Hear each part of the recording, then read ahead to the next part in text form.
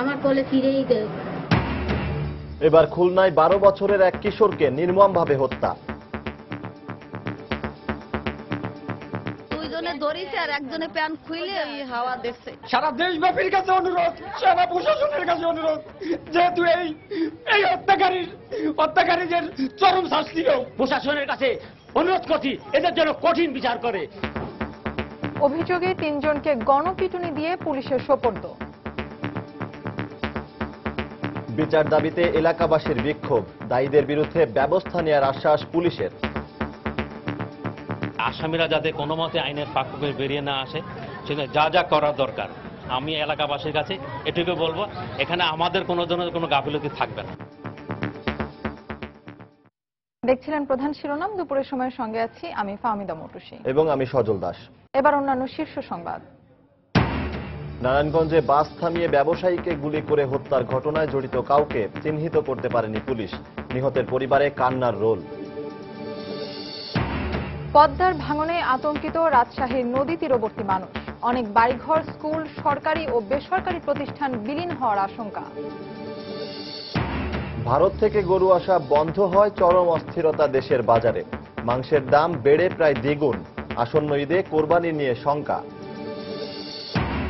সঞ্চয়পত্রের সুদ কমায় ক্ষতিগ্রস্ত হচ্ছেন সাধারণ গ্রাহকরা, আয় কমে যাওয়ায় সংসার চালানো নিয়ে উৎকণ্ঠা, ব্যাংক বহির্ভূত ও ঝুঁকিপূর্ণ খাতে অর্থ বিনিয়োগের আশঙ্কা। এবং রাজধানীর অধিকাংশ ফুট ওভারব্রিজের বেহাল দশা, ময়লা আবর্জনার কারণে হয়ে পড়েছে ব্যবহার অনুপযোগী, রয়েছে মাদকাসক্ত ও ছিনতাইকারীদের দৌরাত্ম্য।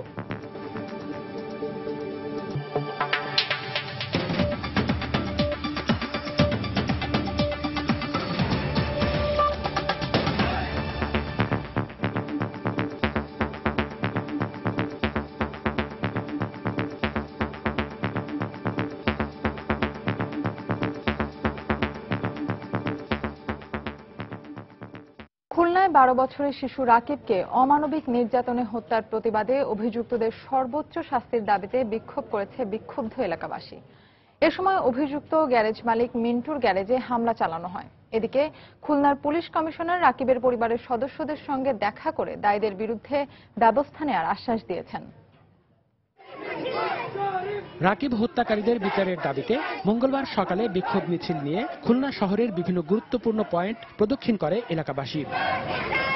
এ সময় অভিযুক্ত গ্যারেজ মালিক মিন্টুর গ্যারেজেও হামলা চালায় তারা। এক পর্যায়ে পুলিশের বিক্ষোভে বাধা দিলে খানজাহান আলী সড়ক বেশ কিছু সময় অবরোধ করা হয়। পরে পুলিশের আশ্বাসে রাস্তা থেকে সরে যায় বিক্ষোভকারীরা। পয়সা বনি মনে হচ্ছিল না, সে কাজটা ছেড়ে দিয়েছে, ছেড়ে দেওয়ার বিধায় তাকে কৌশলগত ডেকে এনে তাকে হত্যা করা হয়। আমরা এমন ভাবে ওদের বিচার চাই, আপনাদের কাছে একটাই অনুরোধ, যারা এই অন্যায়ের সঙ্গে জড়িত তাদের অবশ্যই গ্রেফতার করে সুষ্ঠু বিচার আমরা আশা করি। প্রশাসনের কাছে অনুরোধ করছি এদের জন্য কঠিন বিচার করে। এ সময় হত্যাকারীদের সমর্থনে কথা বলায় বিক্ষুব্ধ জনতার রোষানলে পড়ে মিজান নামের এক যুবক। পরে পুলিশ তাকে উদ্ধার করে থানায় নিয়ে যায়। এর আগে সকালে খুলনার পুলিশ কমিশনার রাকিবের পরিবারের সদস্যদের সঙ্গে দেখা করে দোষীদের বিরুদ্ধে ব্যবস্থা নেওয়ার আশ্বাস দেন। আসামিরা যাতে কোনো মতে আইনের ফাঁকে বেরিয়ে না আসে, সেটা যা যা করা দরকার, সেই আমাদের কি কি জিনিস এখানে আলামত জব্দ করতে হবে, কি কি ওই সাক্ষী যারা আছে, দেখার সাক্ষী বা চাক্ষুষ সাক্ষী, তাদেরকে আমরা সুন্দরভাবে সাক্ষীগুলো নেব। আমি এলাকাবাসীর কাছে এটুকু বলবো, এখানে আমাদের কোনো ধরনের কোনো গাফিলতি থাকবে না। জেলা প্রশাসন থেকে নিহত রাকিবের পরিবারকে 10,000 টাকা আর্থিক সহায়তা দেওয়া হয়েছে। সময় সংবাদ, খুলনা।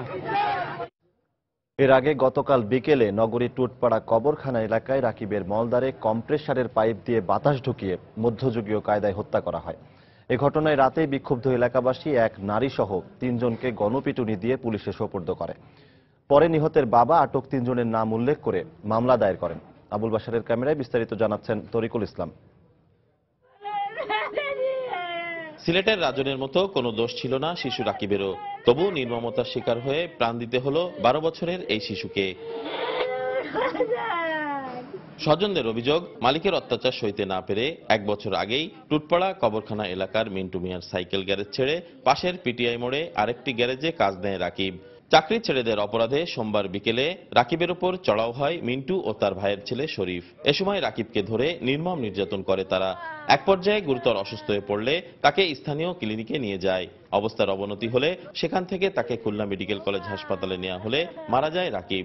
একটা মহিলা এসে খবর করছে কি যে ওরে যেন কিরা পাইপ দিয়েছে বলে, আমি তো বিশ্বাস, গ্যাসের পাইপ দিয়েছে, আমি তা বিশ্বাস করিনি।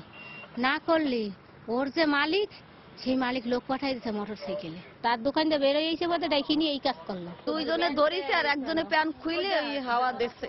এ ঘটনায় স্থানীয় বিক্ষুব্ধ জনতা রাতেই মিন্টু, শরীফ ও শরীফের মা বিউটি বেগমকে গণপিটুনি দিয়ে পুলিশে সোপর্দ করেছে।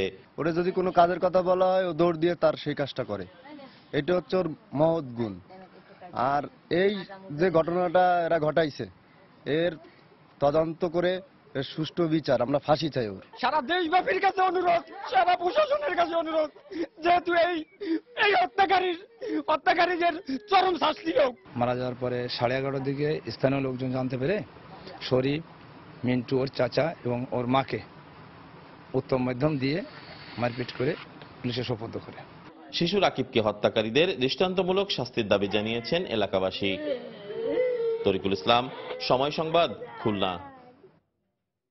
সিলেটে শিশু রাজন হত্যার ঘটনার দায়িত্বে অবহেলার অভিযোগে অভিযুক্ত পুলিশ সদস্যদের ফৌজদারি আইনে বিচার করা উচিত বলে মন্তব্য করেছেন জাতীয় মানবাধিকার কমিশনের চেয়ারম্যান অধ্যাপক ডক্টর মিজানুর রহমান। সকালে রাজনের স্বজনদের সমবেদনা জানানোর পর তিনি সাংবাদিকদের একথা বলেন। 3 জন পুলিশ কর্মকর্তাকে ক্লোজ করা হয়েছে। আমরা মনে করি যে ক্লোজ করাটা যথেষ্ট নয়, তাদের বিরুদ্ধে অবিলম্বে তাদের বিভাগীয় যে ডিসিপ্লিনারি যে অ্যাকশন সেটা তো নিতেই হবে। শুধু তাই নয়, ফৌজদারি আইন অনুযায়ী তাদের অবিলম্বে বিচার প্রক্রিয়া শুরু করাটা উচিত। নারায়ণগঞ্জে বাস থামিয়ে ব্যবসায়ী নুরুল ইসলামকে গুলি করে হত্যার ঘটনায় জড়িত কাউকে এখন পর্যন্ত চিহ্নিত করতে পারেনি পুলিশ। এদিকে নিহতের পরিবারে এখন শুধুই কান্না। হত্যার কারণ না জানায় মামলা করেনি পরিবার, তবে হত্যা রহস্য উদ্ঘাটনের চেষ্টা চলছে বলে জানিয়েছে পুলিশ। নারায়ণগঞ্জ থেকে রবিউল ইসলামের ছবি ও শরীফুদ্দিন সবুজের পাঠানো তথ্য নিয়ে ডেস্ক রিপোর্ট।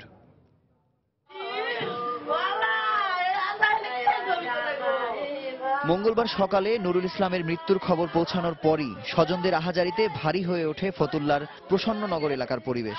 সন্তানের এমন মৃত্যুতে কান্নায় ভেঙে পড়েন বৃদ্ধা মা। স্বামীকে হারিয়ে সন্তানের ভবিষ্যৎ নিয়ে শঙ্কিত স্ত্রী ইয়াসমিন, আর উপার্জনক্ষম একমাত্র ছেলের মৃত্যুতে শোকে পাথর বৃদ্ধ বাবা। তবে পরিবারের কেউই বুঝতে পারছেন না কেন হত্যা করা হলো তাকে। আমি কোনো কিছু জানি না, উনি মোবাইল ব্যবসা করে, শুধু এতটুকুই জানি। কোন শত্রু কি করছে না করছে আমি বলতে পারবো না। দুর্ঘটনাটা ঘটছে আল্লাহ গড়াইছে বা এটা কে গড়াইছে আমরা কইতে পারতাম না। মমিনের লেগে দেন এই শত্রু কইতে খারইছে আল্লাহ তো জানি না, এটা তদন্ত চাই, এটা বিচার চাই। এদিকে হত্যার রহস্য উদ্ঘাটন করে জড়িতদের বিরুদ্ধে ব্যবস্থা নেওয়ার কথা জানিয়েছে পুলিশ। আমরা বিভিন্ন দিকে তদন্ত করতেছি, একাধিক টিম, ডিবি, আমরা নিজেরা আরো অন্যান্য গোয়েন্দা সংস্থা যারা আছে করতেছি। আশা করি আমরা অচিরেই এই হত্যার মোটিভ এবং প্রকৃত কালপিট যারা আছেন ধরতে পারবো। সোমবার রাতে ঢাকা নারায়ণগঞ্জ লিংক রোডের মাহমুদপুর এলাকায় চলন্ত বাসের সামনে ককটেল ফাটিয়ে গতিরোধ করে নুরুল ইসলামকে গুলি করে একদল দুর্বৃত্ত। পরে গুরুতর অবস্থায় স্থানীয় একটি হাসপাতালে নেওয়া হলে তাকে মৃত ঘোষণা করেন কর্তব্যরত চিকিৎসক। সময় সংবাদ, নারায়ণগঞ্জ। লেখক ব্লগার অভিজিৎ রায় হত্যাকাণ্ডের তদন্তের জন্য নিয়ে যাওয়া আলামত এবং কিছু কারিগরি পরীক্ষার ফল এখনো দিতে পারেনি মার্কিন গোয়েন্দা সংস্থা এফবিআই। তবে ঢাকা মহানগর গোয়েন্দা পুলিশ তদন্তে নিশ্চিত হয়েছে হত্যাকাণ্ডে জড়িত ছিল কমপক্ষে 7 জন, আর এদের সবাই নিষিদ্ধ সংগঠন আনসারুল্লাহ বাংলা টিমের সদস্য। সোমবার সংবাদকে এসব তথ্য দিয়েছেন গোয়েন্দা পুলিশের যুগ্ম কমিশনার মনিরুল ইসলাম। এদিকে বিশ্লেষকরা বলছেন, কারো উপর নির্ভরশীলতা নয়, যে কোনো মামলার রহস্য উদ্ঘাটনে দেশীয় প্রতিষ্ঠানগুলোকে গতিশীল করা উচিত। খান মোহাম্মদ রুমেলের রিপোর্ট। 26 ফেব্রুয়ারি রাতে বইমেলা থেকে ফেরার পথে কুপিয়ে হত্যা করা হয় লেখক ব্লগার অভিজিৎ রায়কে। এ সময় গুরুতর আহত হন তার স্ত্রী রাফিদা আহমেদ বন্যা। হত্যাকাণ্ডের পর পেরিয়ে গেছে 5 মাসের বেশি সময়। এর মধ্যে হাফিজুর রহমান ফারাবি নামে একজনকে গ্রেপ্তার এবং তার কাছ থেকে গুরুত্বপূর্ণ তথ্য পাওয়ার দাবি করা হলেও এখনও ধরা ছোঁয়ার বাইরে হত্যাকারীরা। অথচ মামলার তদন্তে সহায়তা করতে দেশে এসেছিল মার্কিন গোয়েন্দা সংস্থা federal bureau of investigation FBI এর প্রতিনিধি দল। মামলার আলামতও পরীক্ষার জন্য নিয়ে গেছে তারা, কিন্তু কয়েক মাস পেরিয়ে গেলেও আসেনি ফলাফল। সরাসরি হত্যাকাণ্ডে অংশগ্রহণ করেছে এরকম 7 জনের সম্পৃক্ততা আমরা পেয়েছি, এবং তারা যে জড়িত ছিল সেই জড়িত থাকার ব্যাপারে যথেষ্ট সাক্ষ্য প্রমাণ, যেটা ডকুমেন্টারি সাক্ষ্য থেকে অন্যান্য সাক্ষ্য, সেটি আমাদের সংগ্রহে এসেছে, কিন্তু এখন পর্যন্ত এই 7 জনের কেউ গ্রেপ্তার হয়নি। FBI ল্যাবে আমাদের যে 11টার মতো আলামত, সেগুলো আমরা প্রেরণ করেছিলাম পরীক্ষার জন্য, তো সেগুলোর ফলাফল এখনো আসেনি, এবং এর বাইরেও কিছু টেকনোলজিক্যাল সহায়তা আমরা তাদের কাছে চেয়েছিলাম, সেটির ব্যাপারেও এখন পর্যন্ত তারা কোনো ধরনের কোনো তথ্যই দিতে পারেনি।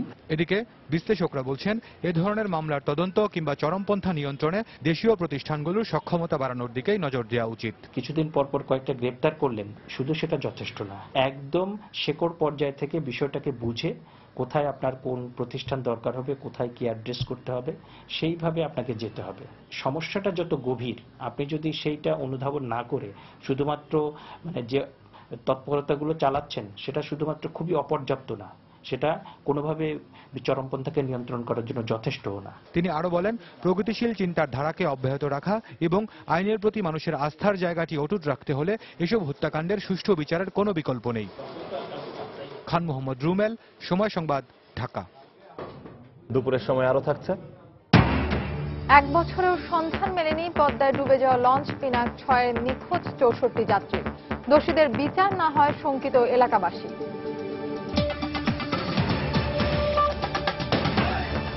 2018 সাল থেকে বাণিজ্য মেলা হবে রাজধানীর পূর্বাচলের নিজস্ব জায়গায়।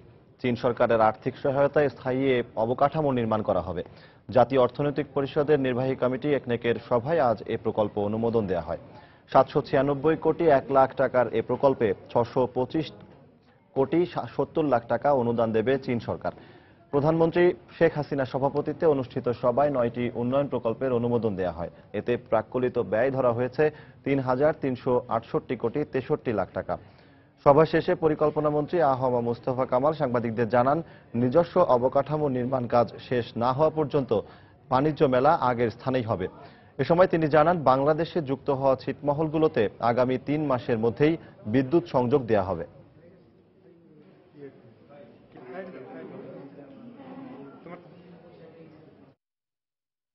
পদ্মার ভাঙনে রাজশাহীতে আতঙ্কিত হয়ে পড়েছে নদী তীরবর্তী মানুষ।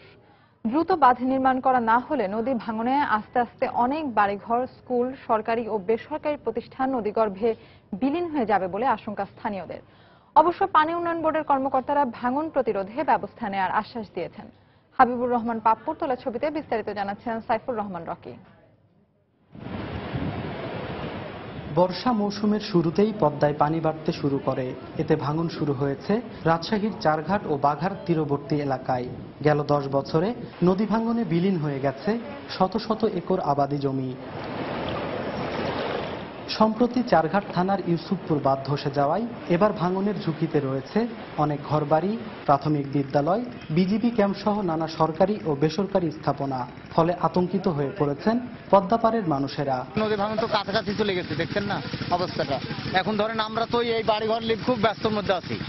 এখন যদি এই বাড়িঘর চলে যায় তাহলে আমাদের এক কাঠা সম্পত্তি কেনার মতো কোনো আস্থা নেই। ক্যাম্পের হলো এখানে ভাঙছে, স্কুল ভাঙছে, সরকার টাকা দিচ্ছে, কিন্তু আমার বাড়িঘর ভাঙছে। এদিকে কিন্তু হলো সরকার কোনো হলো টাকা আছে না, কিছু বলছে না, তাহলে আমরা কোথায় যাবো? পানি বাড়ার পরে বান্ধা শুরু করে, এর তো রোধ হবে না, এটি ভাঙ্গা তো রোধ হবে না। আগে থেকে যদি ব্যবস্থা নিত তাহলে ভাঙাটা রোধ করা যাচ্ছে। আমাদের নিশ্চয় হয়ে গেছে, আমার দাদার 22 বিঘি সম্পত্তি নদীগ্রস্ত হয়ে গেছে এই নদীর মধ্যে। এ অবস্থায় ভাঙন ঠেকাতে সরকারকে দ্রুত কার্যকর ব্যবস্থা গ্রহণের দাবি জানিয়েছেন সহায় সম্বলহীন মানুষেরা। এই অবস্থায় যদি দ্রুত গতিতে সরকার ব্যবস্থা না নেয় তাহলে স্কুল এবং বিজেপি ক্যাম্পের কোনো জায়গা থাকবে না এবং আমাদের এই অঞ্চলের সাধারণ মানুষের দুঃখের কোনো শেষ থাকবে না। কিছু নাহলে 300 বাড়ি উড়ি চলে গেছে। এখন আমার এমন পরিস্থিতির ভিতর আছে যে যদি দ্রুত গতির কাজ না লাগে একবারে শেষ। আমাদের অনেক জায়গা জমি ছিল, আমার দাদা যেরকম 60-65 বিঘি জমি ছিল, বর্তমানে কিছুই নাই। অবশ্য ভাঙন রোধে স্থায়ী ব্যবস্থা গ্রহণের আশ্বাস দিলেন পানি উন্নয়ন বোর্ডের এই কর্মকর্তা। এই প্রকল্পটা আমরা আশা করতেছি যে এটাও পাস হবে সময় মতো এবং আমরা আগামী শুষ্ক মৌসুমে এই কাজটাও শুরু করতে পারবো এবং ভবিষ্যতেও যাতে এই ভাঙনগুলোতে যথাযথ ব্যবস্থা নেওয়া যায় আমরা বোর্ডের মাধ্যমে মন্ত্রণালয়কে অবহিত করে যেখানে যা প্রকল্প নেওয়ার প্রয়োজন আমরা সেই ব্যবস্থা গ্রহণ করতেছি। পানি উন্নয়ন বোর্ড সূত্রে জানা গেছে স্থায়ীভাবে ভাঙন প্রতিরোধে ৩২১ কোটি টাকার দুটি প্রকল্প পরিকল্পনা মন্ত্রণালয়ে চূড়ান্ত অনুমোদনের অপেক্ষায় রয়েছে। সাইফুর রহমান রকি, সময় সংবাদ, রাজশাহী। সংবিধান অনুযায়ী 2019 সালে প্রধানমন্ত্রী শেখ হাসিনার নেতৃত্বেই জাতীয় নির্বাচন হবে বলে মন্তব্য করেছেন আওয়ামী লীগের সভাপতিমণ্ডলীর সদস্য মোহাম্মদ নাসিম। ধানমন্ডিতে আওয়ামী লীগের সভানেত্রীর কার্যালয়ে 14 দলের যৌথ সভা শেষে ব্রিফ করেন তিনি। এ সময় সাংবাদিকদের প্রশ্নের জবাবে তিনি বলেন, মধ্যবর্তী নির্বাচনের জন্য সরকারের ওপর কোনো চাপ নেই। আমাদের কেউ বলে নাই যে মিড টার্ম ইলেকশন হবে। ইলেকশন হবে সংবিধান অনুযায়ী 2019 সালে এবং সেই সময় সংবিধান অনুযায়ী মাননীয় প্রধানমন্ত্রী শেখ হাসিনার নেতৃত্বে ইলেকশনটা হবে। নিশ্চিত থাকতে পারেন আপনি, 100% নিশ্চিত থাকতে পারেন, এর কোনো ব্যর্থ ইনশাআল্লাহ ঘটবে না। কোনো চাপ নেই, কোনো চাপের প্রশ্ন ওটা সংবিধান অনুযায়ী চলবে না। সংবিধান যেভাবে বলবে দল সেভাবে চলবে। যুদ্ধাপরাধীদের বিচার বানচাল করতে 71-এ পরাজিত পাকিস্তানি শোকে যুগ্ম সাধারণ সম্পাদক মাহবুল আলম হানিফ। সকালে মতিঝিলে পানি উন্নয়ন বোর্ডের শ্রমিক কর্মচারী মহাসমাবেশে তিনি মন্তব্য করেন। এ সময় তিনি বঙ্গবন্ধুর পলাতক খুনিদের ফিরিয়ে দিতে পশ্চিমা দেশগুলোর প্রতি আহ্বান জানান। মূল চক্রান্তকারী হিসাবে জিয়া রহমান উসমানীর মধ্য থেকে ভূমিকা পালন করেছে। তার লক্ষ্য ছিল একটাই, 71-এর পরে শক্তি পাকিস্তানের এজেন্ডা বাস্তবায়ন করা। কারণ জিয়া রহমান 71 সালে পাকিস্তানের এজেন্ট হিসাবেই মুক্তিযুদ্ধে অংশ নিয়েছিলেন। আমি আশা করি পশ্চিমা যে সমস্ত দেশ এই খুনিদেরকে এখনো যারা আশ্রয় দিয়েছেন তারা দ্রুত এই খুনিদেরকে বাংলাদেশ সরকারের কাছে ফেরত দেওয়ার ব্যবস্থা করবেন, যাতে এই বিচার রায় কার্যকর করা যায়। প্রধানমন্ত্রীর তথ্য ও যোগাযোগ প্রযুক্তি বিষয়ক উপদেষ্টা সজীব ওয়াজেদ জয়কে হত্যা ও অপহরণের চক্রান্তের অভিযোগে জাতীয়তাবাদী সাংস্কৃতিক সংস্থা জাসাসের সহসভাপতি মোহাম্মদুল্লাহ মামুনের বিরুদ্ধে মামলা দায়ের করেছে পুলিশ। গত রাতে পল্টন থানায় বাদী হয়ে মামলাটি দায়ের করেন গোয়েন্দা পুলিশের এক পরিদর্শক। পুলিশ জানিয়েছে, এবছরের মার্চ মাসে যুক্তরাষ্ট্রের নিউ ইয়র্কে সজীব ওয়াজেদ জয়কে হত্যার ষড়যন্ত্র করা হয়। ষড়যন্ত্রকারী হিসেবে জাসাসের সহসভাপতিকে চিহ্নিত করা হয়। পরে তাকে অভিযুক্ত করে মামলা দায়ের করা হয়। মামলার এজাহারে জাসাস সহসভাপতির নাম উল্লেখ করা হলেও বিএনপি ও এর সহযোগী সংগঠনের নেতারাও জড়িত থাকতে পারেন বলে মামলায় উল্লেখ করা হয়েছে। এই ঘটনায় স্বরাষ্ট্র মন্ত্রণালয়ের নির্দেশনা অনুযায়ী গোয়েন্দা পুলিশ পরবর্তী তদন্তে নামবে বলে জানান পল্টন থানার ভারপ্রাপ্ত কর্মকর্তা। সজীব ওয়াজেদ জয়ের কে হুমকি ও ষড়যন্ত্র সংক্রান্তে পল্টন থানায় মামলা হয়। পল্টন থানার মামলা নম্বর 1। তথ্য প্রযুক্তি উপদেষ্টাকে আমেরিকায় তাকে অপহরণ এবং হত্যার ষড়যন্ত্র সংক্রান্তে বিএনপি জাসাসের সহসভাপতি মোহাম্মদুল্লাহ মামুনের ছেলে রিজভী মার্কিন যুক্তরাষ্ট্রের এফবিআই এজেন্টকে ঘুষ প্রদান করেছিল। এই সংক্রান্তে ওই জায়গায় একটা মামলা হয়। দেশীয় গোয়েন্দা সংস্থা তদন্ত করে এর সম্পৃক্ততা পাওয়ার কারণেই বিজ্ঞ মাননীয় স্বরাষ্ট্র মন্ত্রণালয়ের অনুমতি সাপেক্ষে অত্র মামলাটি রুজু করেন। বিএনপি নেতা এম কে আনোয়ার, রুহুল কবির রিজভী ও আমানুল্লাহ আমান সহ 31 নেতাকর্মীকে রমনা থানার একটি নাশকতার মামলা থেকে অব্যাহতি দিয়েছেন মুখ্য মহানগর হাকিম আদালত। দুপুরে ঢাকা মহানগর হাকিম আমিনুল হক তাদের অব্যাহতির আদেশ দেন। এর আগে এবছরের 17 জানুয়ারি অবরোধ চলাকালে রাজধানীর সেগুনবাগিচা এলাকায় গাড়ি ভাঙচুর ও অগ্নিসংযোগের অভিযোগে বিএনপি নেতাদের আসামি করে মামলা দায়ের করে রমনা থানা পুলিশ। গত 19 মে এই মামলায় আদালতে অভিযোগপত্র জমা দেন তদন্ত কর্মকর্তা। অভিযোগপত্রে এই 31 জনের বিরুদ্ধে সাক্ষ্য প্রমাণ না থাকায় মামলা থেকে তাদের অব্যাহতির আবেদন করা হয়। সেই আবেদনের পরিপ্রেক্ষিতে এই মামলা থেকে বিএনপি নেতাদের অব্যাহতির আদেশ দেওয়া হয়। মহাসড়কে সিএনজি অটোরিকশা চালুর দাবিতে চট্টগ্রামে মানববন্ধন ও বিক্ষোভ মিছিল করেছে সীতাকুণ্ড অটোরিকশা চালক মালিক ঐক্য পরিষদ। দুপুরে ঢাকা চট্টগ্রাম মহাসড়কের ভাটিয়ারি এলাকায় মানববন্ধন করা হয়। এতে জেলার সিএনজি অটোরিকশার মালিক শ্রমিকরা অংশ নেন। মানববন্ধনে বক্তারা বলেন, মহাসড়কে সিএনজি অটোরিকশা চলাচলে সরকারি নিষেধাজ্ঞায় পরিবার পরিজন নিয়ে চরম অনিশ্চয়তায় দিন কাটাচ্ছেন তারা। এ সময় তারা মহাসড়কের পাশে আলাদা বাইপাস করে সিএনজি অটোরিকশা চলাচলের সুযোগ করে দিতে সরকারের প্রতি আহ্বান জানান। মানববন্ধন শেষে একটি বিক্ষোভ মিছিল বের করা হয়।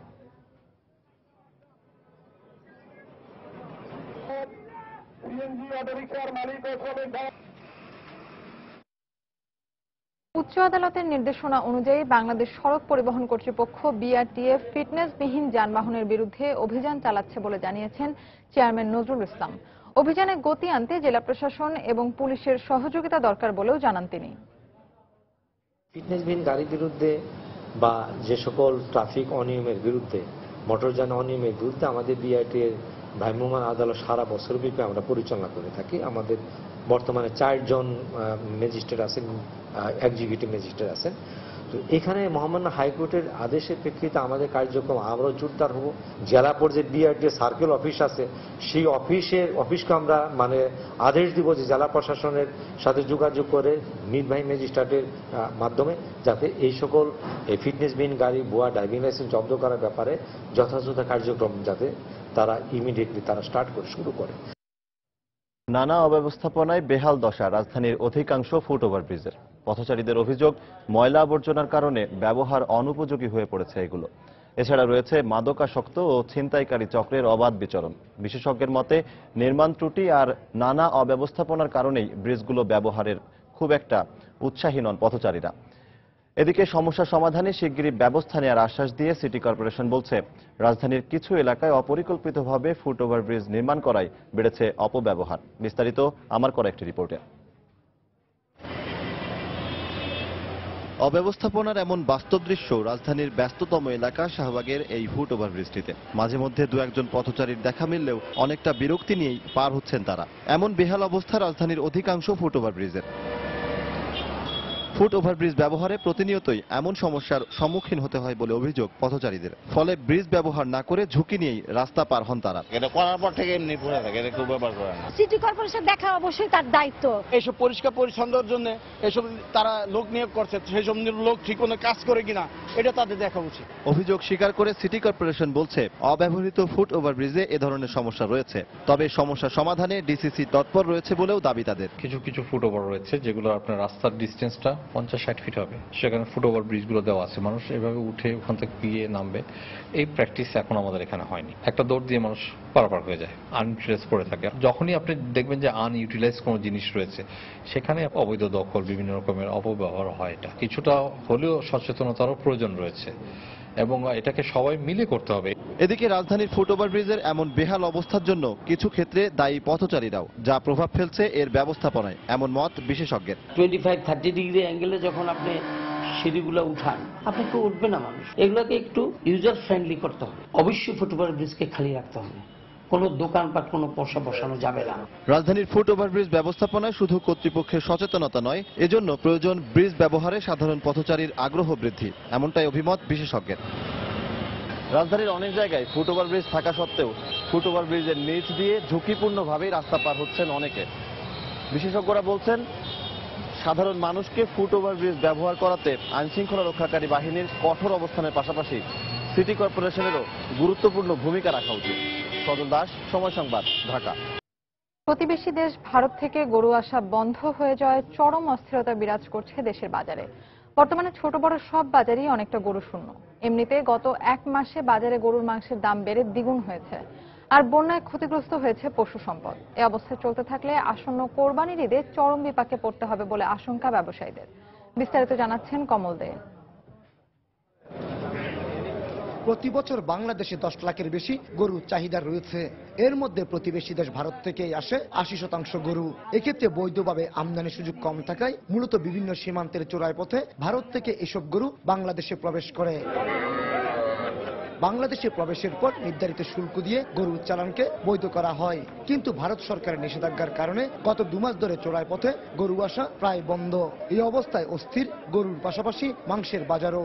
রমজান থেকে শুরু করে বাজারে কোনো গরু উঠতেছে না, যার কারণে আমাদের বাইরে থেকে গরু আসতে হবে, না আসলে আমরা কুরবানি দেওয়া খুবই কষ্টকর হবে। বাজার গরম হবে, গরু কিনানোর জায়গায় ছাগল কিনবে। এখন তো গরুর গোস্তর কেজি যা পরে আর 500-600 টাকা, ইন্ডিয়ার থেকে 700 টাকা বলবো। অন্যদিকে চাহিদা অনুযায়ী গরু না আসায় ক্ষতির মুখে পড়তে হচ্ছে বলে দাবি হাটের ইজারাদারদের। সে সাথে কোরবানির সময় গরুর সংকট নিয়েও শঙ্কায় রয়েছেন ইজারাদারের পাশাপাশি ব্যাপারীরাও। ইন্ডিয়ান গরু কিছু আসতে হবে, এরপরে না মনে করেন বেচা কিনি ঠিকঠাক মতন হবে, না আসলে গরুর দাম বাড়িয়ে যাবো না। এটা 10,000, এটা 40,000 এরকম দাম হবে। দাম কম হবে না। যদি ইন্ডিয়ান গরু আসে তাহলে কিছু সীমিত হবে। কোরবানি করাটা কষ্ট হবে, যেহেতু দেশীয় বন্যা পরিস্থিতি গরু অনেক তো মারাই গেছে, প্লাস এমনি গরু বাছর কম। চট্টগ্রামে বেশি কোরবানি হয়, ইন্ডিয়ান গরুর চাহিদা তখন বেশি থাকে। যদি ইন্ডিয়ান গরুর চাহিদা যদি না আসে, তাহলে এখানে দেশি গরুর চাহিদা বৃদ্ধি পেয়ে যাবে এবং গরুর দামও বেশি হবে, তখন অনেক লোক কোরবানি করতে পারবে না। শুধুমাত্র চট্টগ্রাম শহরে ছোট বড় 15টি হাটে কোরবানির পশু বিক্রি করা হয়। এছাড়া জেলার বিভিন্ন স্থানে আরো শতাধিক গরুর বাজার রয়েছে। এর মধ্যে গত বছর বিক্রি হয়েছে অন্তত 2 লাখ গরু। শুধু ঈদের সময় নয়, ব্যাপক চাহিদার কারণে চট্টগ্রামের গরুর বাজারগুলো বছরের পুরোটা সময় থাকে গরুতে পরিপূর্ণ। কিন্তু ভারত থেকে গরু আসা বন্ধ হয়ে যাওয়ায় এখন সবগুলো বাজারে একই চিত্র, শূন্য পড়ে আছে গরুর বাজারগুলো। আর এর ফলে খুচরা বাজারে বাড়ছে গরুর মাংসের দাম। চট্টগ্রামের সাগরিকা গরু বাজার থেকে কমল দে, সময় সংবাদ। 1 বছর হয়ে গেলেও এখনো সন্ধান মেলেনি পিনাক-6 লঞ্চ দুর্ঘটনায় নিখোঁজ 64 যাত্রীর। এতে তাদের পরিবারে বিরাজ করছে হতাশা। অনেক পরিবারের অভিযোগ, আশ্বাসের পরেও সরকারি কোনো আর্থিক সহায়তা পাননি তারা। এছাড়া দোষীদের বিচার না হয় শঙ্কিত এলাকাবাসী। এদিকে জেলা প্রশাসন বলছে ডিএনএ পরীক্ষার প্রতিবেদন পেলেই সহায়তার বিষয়ে পদক্ষেপ নেওয়া হবে। সঞ্জয় কর্মকার অভিজিতের তথ্য ও শাহাদাত আকনের ছবি নিয়ে ডেস্ক রিপোর্ট। গত বছরের 4 আগস্ট পদ্মা নদীতে প্রায় 200 যাত্রী নিয়ে ডুবে যায় মাওয়া কাওড়াকান্দি নৌ রুটে চলাচলকারী এমভি পিনাক-6। মর্মান্তিক এই দুর্ঘটনায় 49টি মরদেহ উদ্ধার হলে 4 দিনের মাথায় সমাপ্তি টানা হয় উদ্ধার অভিযানের। ওই দুর্ঘটনায় নিখোঁজ হন মাদারীপুরের সদর উপজেলার চর আড়িয়ালখা গ্রামের মাহবুবুর রহমান। কিন্তু 1 বছর পরেও কোনো সন্ধান না পাওয়ায় তার পরিবারে বিরাজ করছে হতাশা। শুধু মাহবুবই নয়, পিনাক ট্র্যাজেডিতে নিখোঁজ হন শিবচর উপজেলার সন্ন্যাসীচর গ্রামের বেলাল, শিল্পী আক্তার ও তার স্বামী ফরহাদ মাতব্বর এবং 1 বছর বয়সী ছেলে ফাহিম। আর একমাত্র উপার্জনক্ষম সদস্যকে হারিয়ে অসহায় হয়ে পড়েছে পরিবারগুলো। এদিকে স্থানীয় প্রশাসন সহযোগিতা করার কথা বললেও আজ পর্যন্ত কেউ পাশে এসে দাঁড়ায়নি বলে অভিযোগ অনেকের। আমার ছেলে আজকে 1 বছর ধরে নিখোঁজ হইল, কিন্তু এই পর্যন্ত আমি সরকার থেকে কোনো বিচার পেলাম না। সরকার আমাদের কোনো সাহায্য করেনি বা কোনটা এবার সান্ত্বনামূলক কথাও বলেনি। আমার ভাগনা ভাগ্নি হারানি গেল, লঞ্চ ডুবে মরে গেল, এর কোনো বিচার আচার পাইলাম না। আমার ভাই ভিডিও চুলে আগুনে জ্বলতে আসে না, ঘরেও থাকতে পারি না। সরকার আমাকে কোনো সাহায্য করে একটু দেখলো না। মর্মান্তিক এই লঞ্চ দুর্ঘটনার 1 বছর পেরুলেও দায়ীদের বিচার না হওয়ায় ক্ষুব্ধ স্থানীয়রা। নৌপথের এই দুর্ঘটনায় আমরা সুষ্ঠু বিচার চাই। আর কত নৌ দুর্ঘটনা ঘটলে সরকার সঠিক ব্যবস্থা নেবে। এদিকে নিখোঁজদের পরিবারকে অর্থ সহায়তা দিতে পদক্ষেপ নেওয়ার কথা জানালেন জেলা প্রশাসনের এই শীর্ষ কর্মকর্তা। 27 জনকে আমরা 1,05,000 টাকা করে হলেও আমরা সহায়তা করি। তারপর যে বেওয়ারিশ লাশগুলো আছে, এগুলো যদি আমরা এখনো ডিএনএ টেস্ট রিপোর্ট পাইনি, যদি পাই হয়তো আমরা মিলিয়ে দেখবো। এছাড়া যদি কেউ নিখোঁজ থেকে থাকে, আমরা পরীক্ষা নিরীক্ষা করে তাকে সহায়তা করার চেষ্টা করব। সরকারি হিসেবে উদ্ধার হওয়া মরদেহের মধ্যে 28টি হস্তান্তর করা হয় পরিবারের কাছে, আর বেওয়ারিশ হিসেবে 21 জনকে দাফন করা হয় শিবচর পৌর কবরস্থানে। তবে এখনো নিখোঁজ রয়েছেন 64 জন। সময় সংবাদ, মাদারীপুর। ঘূর্ণিঝড় কোমেন ও বন্যার প্রভাবে পর্যটন নগরী কক্সবাজার এখন পর্যটক শূন্য হয়ে পড়েছে। ঈদ পরবর্তী পর্যটন মৌসুমের শুরুতে ব্যবসায়ীদের মনে যে আশার সঞ্চার হয়েছিল তা মলিন হয়ে যাচ্ছে। তবে হোটেল মোটেল কর্তৃপক্ষ বলছে পর্যটকদের কক্সবাজারমুখী করতে বিশেষ ছাড়ের ব্যবস্থা করা হয়েছে। সুজাউদ্দিন রুবেলের তথ্য ও মোহাম্মদ ফরাজের ছবি নিয়ে ডেস্ক রিপোর্ট। কক্সবাজার সমুদ্র সৈকতের লাবণী পয়েন্ট কিছুদিন আগেও পর্যটকদের পদভারে মুখরিত ছিল এ পয়েন্টটি, কিন্তু ঘূর্ণিঝড় কোমেন ও বন্যার প্রভাবে এখন পর্যটক শূন্য। শুধু লাবণী পয়েন্টই নয়, সৈকতের 6টি পয়েন্ট সহ 4 শতাধিক hotel motel, guest house, cottage, resort ও বার্মিজ মার্কেট এলাকায় নেই পর্যটকদের ভিড়। এমন পরিস্থিতিতে হতাশা ও আশঙ্কার মধ্যে দিন কাটছে পর্যটন সংশ্লিষ্ট ব্যবসায়ীদের। কক্সবাজারে পর্যটক আসলে আমরা প্রতিদিন 1000 টাকা 2000 টাকা ওইভাবে ইনকাম করি, এখন শূন্যই ভরা। আমরা 100 টাকাও ইনকাম করতে পারি না। 3টা পয়েন্টে মিলে আমাদের 1007 চেয়ার আছে। 7 চেয়ারের মধ্যে আপনার ধরতে গেলে এখন 10 জনও লোক পাবেন না। কোনো ব্যবসা বাণিজ্য হচ্ছে না। এই অবস্থায় থাকলে আমরা যারা ব্যবসায়ী আছি আমাদেরকে রাস্তায় নামে যেতে হবে। আমরা কিভাবে দোকানের কর্মচারী বেতন দেব, ঋণ মুক্ত হব, বুঝতেছি না। কক্সবাজার তো পর্যটক শূন্যই বলা যায়। হোটেলে এখন 10% রুমও নাই। এরকম বিপদের সম্মুখীন হয়েছি যে আমাদের স্টাফগুলো স্যালারি দিতে আমরা এখন অক্ষমতা প্রকাশ করতেছি। পর্যটক শূন্য হওয়ায় শুধু পর্যটন ব্যবসায় নয়, ধস নেমেছে এয়ারলাইন্স ব্যবসাতেও, এমনটাই জানালেন এ কর্মকর্তা। পর্যটকের আসা যাওয়া খুবই কম। আমাদের এখানে 4টে এয়ারলাইন্স আছে। আসলে ডেলি 10-15টার উপরে টিকিট সেল হচ্ছে না। ফ্লাইটের লুট খুবই কম। এই অবস্থায় হোটেল মালিক সমিতির এ নেতা জানালেন, পর্যটকদের কক্সবাজারমুখী করতে বিশেষ ছাড়ের ব্যবস্থা করা হয়েছে। দীর্ঘ খরার পর ঈদ মৌসুমকে সামনে রেখে আমরা যেভাবে আশা করেছিলাম কক্সবাজারে পর্যটকের ব্যাপক জনসমাগম হবে, সেভাবে শুরু হয়েছিল, কিন্তু হঠাৎ করে ঘূর্ণিঝড় কোমেন এবং অব্যাহত বন্যার কারণে হঠাৎ করেই কক্সবাজার একেবারেই পর্যটক শূন্য হয়ে পড়েছে। পর্যটকদেরকে কক্সবাজারমুখী করার জন্য আমরা বিভিন্ন হোটেলে আকর্ষণীয় ডিসকাউন্ট সহ নানা ধরনের প্যাকেজ নিয়েছি। হোটেল মালিকদের দেয়া তথ্যানুযায়ী ঈদের ছুটিতে এক সপ্তাহে প্রায় 250 কোটি টাকার ব্যবসা করেছে ব্যবসায়ীরা। তবে বর্তমানে পর্যটক শূন্য থাকায় প্রতিদিন 6 কোটি টাকার লোকসান গুনছেন বলে দাবি তাদের। সময় সংবাদ, কক্সবাজার। সঞ্চয়পত্রের উপরে 2% সুদ কমায় ক্ষতিগ্রস্ত হচ্ছেন আয়হীন অবসরপ্রাপ্ত কর্মকর্তা ও কর্মচারীরা। নিত্যপণ্যের দাম বাড়লেও এই অবসরপ্রাপ্তদের একমাত্র আয়ের উৎস সঞ্চয়পত্রের সুদ কমায় সংসার চালানো নিয়ে উৎকণ্ঠায় রয়েছেন তারা। এদিকে সুদের হার কমলেও নিরাপদ বিনিয়োগ খাত হিসেবে বিবেচিত হয় সঞ্চয়পত্র কেনা বেচা আগের মতোই রয়েছে বলে জানিয়েছেন সংশ্লিষ্টরা। বিস্তারিত ইমতিয়াজ আহমেদের রিপোর্টে। উষা দত্ত বিধবা বৃদ্ধার স্বামী একজন সরকারি কর্মচারী ছিলেন। স্বামী মারা গেছেন 14 বছর আগেই। এখন 2 মেয়েকে নিয়ে তার সংসার চলে স্বামী রেখে যাওয়া কিছু টাকা দিয়ে কেনা সঞ্চয়পত্রের সুদ থেকে। তবে পুরনো সঞ্চয়পত্রের মেয়াদ শেষে নতুন করে ক্রয়ের ক্ষেত্রে কমে যাবে তার মাসিক অর্থের পরিমাণ, কিন্তু খরচ তো দিন দিন বাড়ছে, তাই সংসার চালানো নিয়ে এখন শঙ্কা তার। আমরা তো এই সঞ্চয়পত্রের উপরই নির্ভরশীল। মেয়েকে বিয়ে দিতে পারি না, এখনো সংসার চালাতে কাজে সুদ কমে যাওয়ায় আমাদের খুব অসুবিধা হচ্ছে। ঢাকা শহরে চলতে গেলে তো কম টাকা চলা যায় না।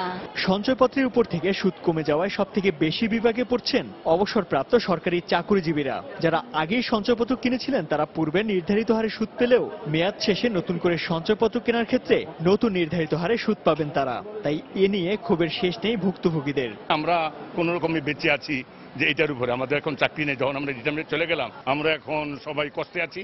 বাড়ানো আরো উচিত ছিল, না বাড়িয়ে বরং আমাদেরটা কমিয়ে দিয়েছে। দুর্মূল্যের বাজারে জিনিসপত্রের যে দাম, সে দামের সাথে এই পরিবার নিয়ে চলাটা আমাদের জন্য খুবই কষ্ট। চলতি বছরের জুনে সঞ্চয়পত্রের সুদের হার 13% থেকে কমিয়ে 11% করা হলো। সঞ্চয়পত্র কেনাবেচা এর কোনো প্রভাব পড়েনি বলে জানালেন সোনালী ব্যাংকের এই কর্মকর্তা। ব্যাংকের থেকে কিন্তু সঞ্চয়পত্র রেটটা এখনো অনেক বেশি।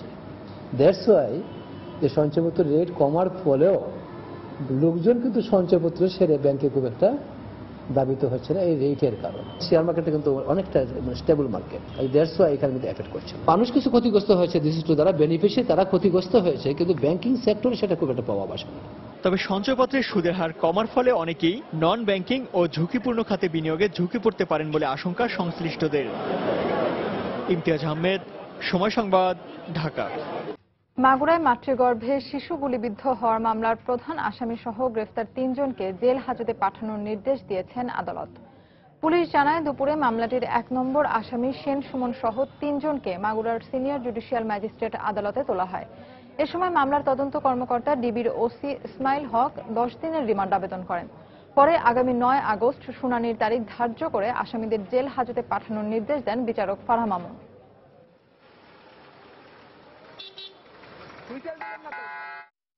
মেডিকেল কলেজের শিক্ষা কার্যক্রমে ক্যারি অন পদ্ধতি বহাল রাখার দাবিতে বিক্ষোভ সমাবেশ এবং অবস্থান ধর্মঘট করেছে স্যার সলিমুল্লাহ মেডিকেল কলেজের শিক্ষার্থীরা। সকালে কলেজ অধ্যক্ষের কার্যালয় ঘেরাও করে তারা। মেডিকেল শিক্ষার কারিকুলাম অনুযায়ী পেশাদার পরীক্ষায় 1 বা 2 বিষয়ে অকৃতকার্য শিক্ষার্থীরা নিজ ব্যাচের সঙ্গে পরবর্তী শিক্ষাবর্ষে ক্লাস করার সুযোগ পেতেন। 6 মাস পর পেশাদার পরীক্ষায় অংশ নিয়ে অকৃতকার্য বিষয়ে পরীক্ষা দিতে পারতেন। এ কারণে তাদের শিক্ষাবর্ষ নষ্ট হতো না। নতুন নিয়মে প্রথম পেশাদার পরীক্ষায় অকৃতকার্য শিক্ষার্থীরা পরবর্তী বর্ষে ক্লাস করার সুযোগ পাবেন না। শিক্ষার্থীরা দাবি করছেন এই পদ্ধতি চালু হলে শিক্ষা কার্যক্রম শেষ করতে সময় বেশি লাগবে।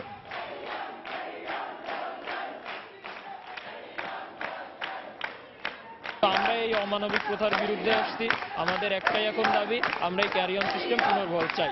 এটা হলে হবে কি, আমরা তখন আমাদের জীবন থেকে 2টা কিংবা 1টা বিসিএস হারায় ফেলবো এবং প্রত্যেকটা বছর প্রায় 2 থেকে 3 হাজার ইন্টার্ন ডাক্তার কম বেরোবে এবং এটা স্বাস্থ্য খাতের জন্য খুবই হুমকি স্বরূপ। আমরা পরীক্ষা দিতে পারবো না, সাথে আবার বসে থাকতে হবে। আর একটা সাবজেক্ট আমরা 6 মাস ধরে নিশ্চয়ই পড়া যায় না। আর যখন আমরা দেখবো যে আমাদের সাথে যারা ছিল তারা ওয়ার্ড করছে, তারপরে হসপিটালে যাচ্ছে, তখন আমাদের জন্য এটা আসলেই খুব প্যারাদায়ক হবে, পেইনফুল হবে।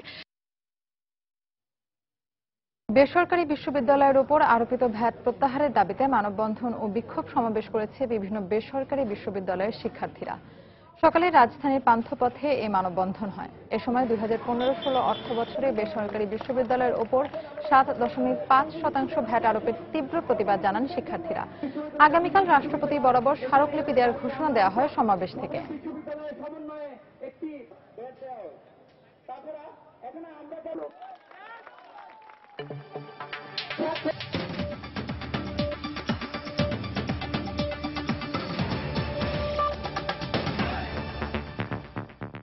ভারতের মুম্বাইয়ে একটি 3তলা আবাসিক ভবন ধসে 11 জন মারা গেছেন এবং আহত হয়েছেন বেশ কয়েকজন। আজ ভোরে মুম্বাইয়ের থানেতে এ দুর্ঘটনা ঘটে। ভবনের ধ্বংসস্তূপের নিচে কমপক্ষে 10 জন আটকা পড়ে আছেন বলে জানিয়েছেন উদ্ধারকর্মীরা। উদ্ধার অভিযান এখনো চলছে। ভবনটিতে 5টি পরিবার বসবাস করত। গত 2 বছরে ভবন ধসে ভারতে প্রায় 100 জন মারা গেছেন।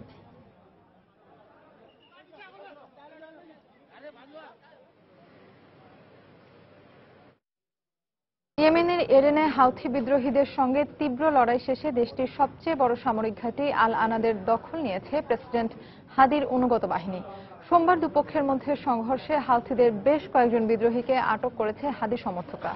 তবে তাৎক্ষণিকভাবে হতাহতের কোনো খবর নিশ্চিত করেনি গণমাধ্যম। এর ফলে এডেন বন্দরে এলাকায় সরকারের নিয়ন্ত্রণ পুনঃপ্রতিষ্ঠা হয়েছে বলে জানায় গণমাধ্যম। পাশাপাশি উত্তরাঞ্চলীয় তাইস শহরে প্রবেশের মহাসড়কটিও হাউথি মুক্ত হয়েছে বলে দাবি হাদি সমর্থকদের। গণমাধ্যমের খবরে বলা হয়, সোমবারের লড়াইয়ে হাদি বাহিনীকে সহযোগিতায় আনাত সামরিক ঘাঁটি লক্ষ্য করে 4 দফা বিমান হামলা চালিয়েছে সৌদি জোট। হাদি বাহিনীকে মদত দিতে এডেন ও তাইজে প্রায় 1,500 আরব সেনা প্রবেশ করেছে। সৌদি সামরিক সূত্রের বরাত দিয়ে গণমাধ্যমের খবরে বলা হয়, হাউথি মুক্ত এডেনের ট্যাঙ্ক ও সাজোয়া যান নিয়ে প্রবেশ করেছে জোটের সেনারা।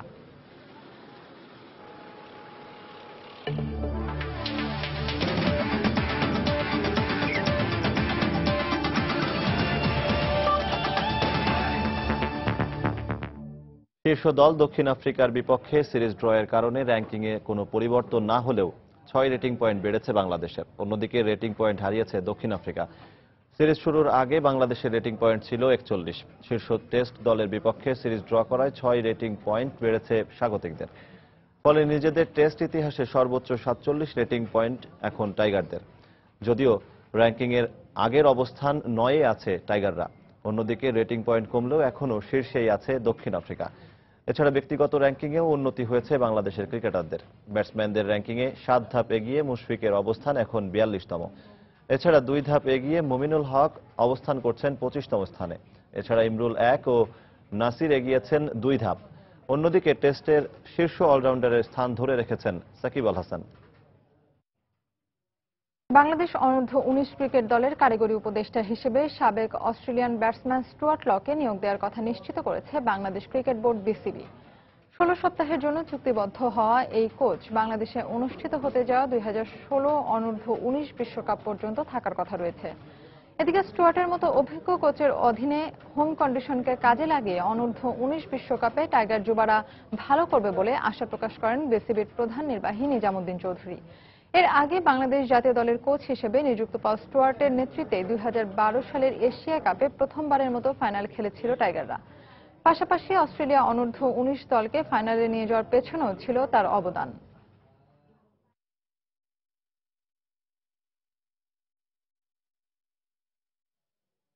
দুপুরের সময় এ পর্যায়ে শীর্ষ সংবাদ জানিয়ে দিচ্ছি আরেকবার।